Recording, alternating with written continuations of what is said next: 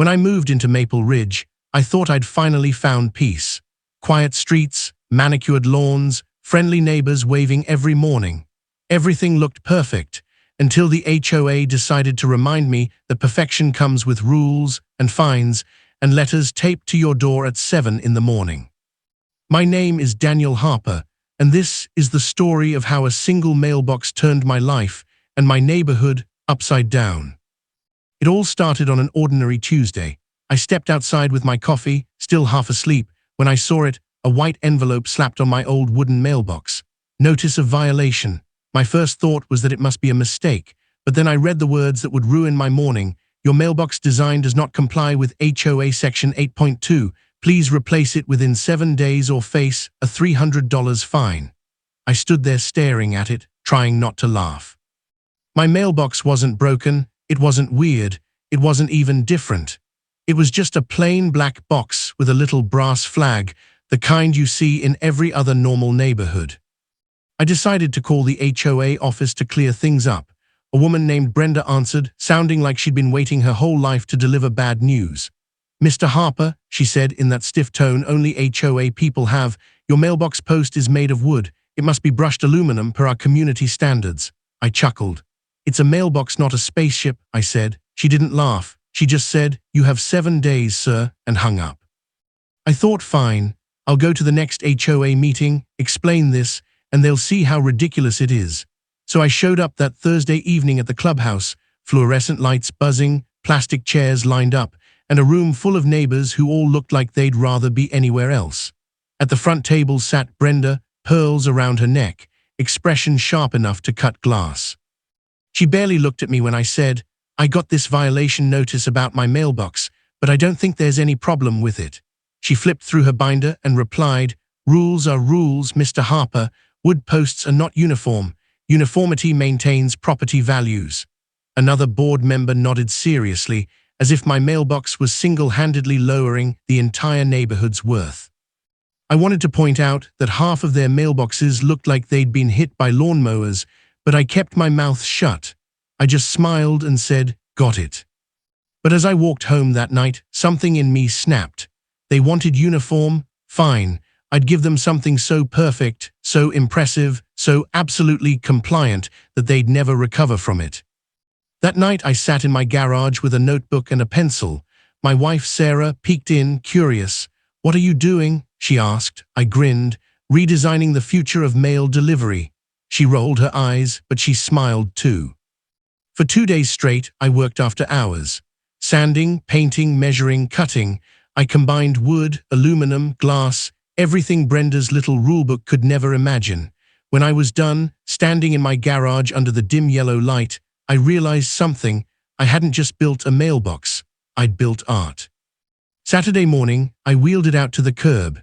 It stood tall on a carved oak base, a polished steel arm holding a sleek black box, frosted glass panels on the sides glowing softly from a small solar light I'd embedded on top. My house number, etched elegantly into the front, shimmered in the morning sun. By noon, people started to notice. Mrs. Green from across the street stopped her car, got out and said, "Daniel, that's the most beautiful mailbox I've ever seen." Soon, a few more neighbors came by, phones out, taking pictures. Even kids on bikes stopped to stare. I knew the HOA wouldn't stay quiet for long, and right on cue, here came Brenda, clipboard, sunglasses, a walk that said, "I'm here to ruin someone's day." She stood in front of my new mailbox, glaring at it like it had personally insulted her. "Mr. Harper," she said, "what exactly is this?" I smiled. "A mailbox, Brenda, aluminum top, polished finish, regulation height and approved materials. Fully compliant, Section 8.2. She squinted, scanning every inch.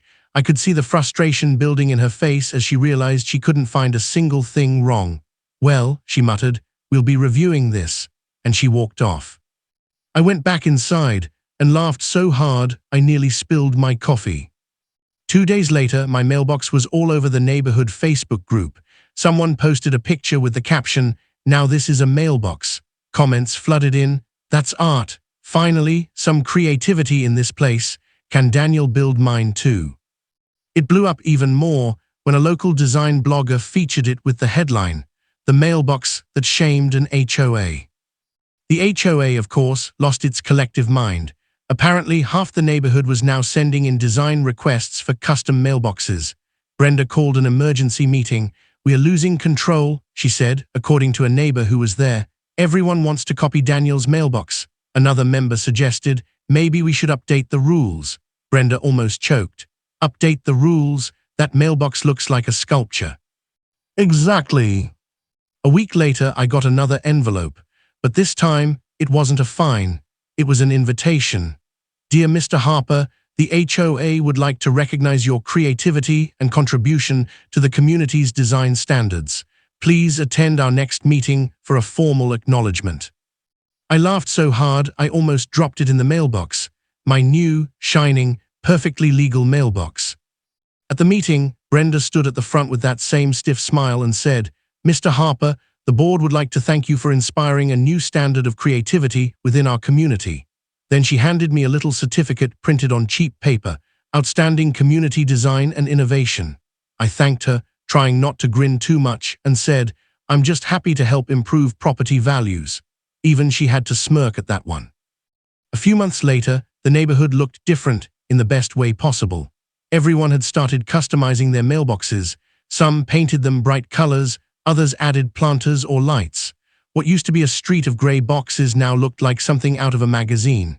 The HOA had no choice but to update Section 8.2, allowing individual expression within reasonable standards.